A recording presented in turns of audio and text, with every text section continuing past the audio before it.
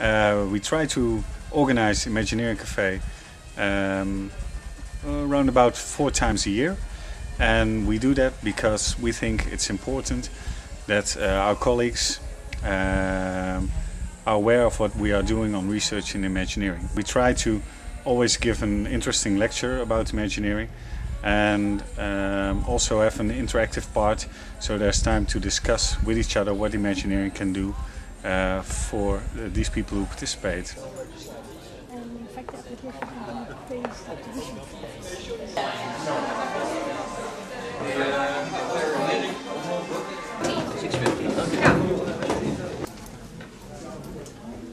How do you make an introspective, hierarchical organization becoming a really creative organization? And that is, in fact, also the focus of our master students, and that's why we really would like, we really appreciate that you take this nice evening to be the listener to this great story. As Diane has said, I'm going to talk about the change programme, the big cultural transformation that the BBC sort of attempted to do it's about 5-6 years ago now. Try to bring something new with the stuff we learned from the BBC. So maybe you can try to make a BBC news flash. Your idea could be better by talking to different people. So don't you think that your own program or academy could be better by sharing ideas with? Yes. I guess all of us have almost like, you know, 2 audiences. The creativity news flashes.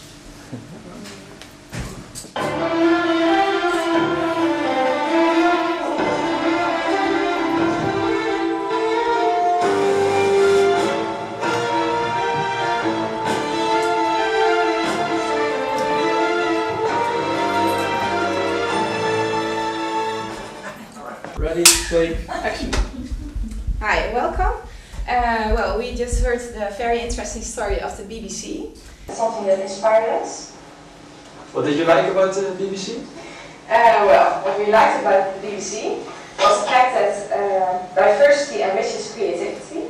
So the fact that they involved employees. This is my second Imagineering Cafe. I went to an event last year and I found it very inspirational. I enjoyed the speaker. It has a creative theme, which is part of my work as well and my experience. And I really like the way that we can get people together from the different academies, since that hardly ever happens at NHTV. So it's a nice networking event as well. I particularly liked the idea about people presenting an idea and then moving it to another group and then talking about it again, so the idea could be developed, and so on. So you have like a kind of domino effect, which leads to the best idea in the end. What do you think that the people here learned today? Well, a lot of people are talking about wanting to change and getting transformation and getting bottom-up transformation, so getting people, the power of the people to change. But I think all of them realise that unless you've got buy-in and direction from the top and the leaders, it ain't going to happen. I mean, the only reason that the BBC change really worked when it did work was because the CEO, the Director General, Greg Dyke, wanted it to happen and was driving it, and driving it really hard. So it's really a bottom-up approach, but it's really from top down. It's okay for them. It's permission. It's permission, and it's permission from the top to say yes, we want you to do this, but also giving a voice. I think that it's more. It's not really a bottom-up change. It's about giving a voice to people at lower levels of an organisation and saying to them, what do you think this organisation is about? How can it work really, really well? And taking their ideas and running with them. And that's what Greg did to the BBC. And that's why when he left, people went on the streets and demonstrated, which, you know, is very extraordinary for a CEO when they leave normally. It's sort of, okay, who's going to be in next? So it was really like with him, their voice left. When he left, people were desolated, and a lot of CEOs wrote to Greg from other companies saying, how did you get your staff to go on the streets like that? What did you do? I want to do it. All right.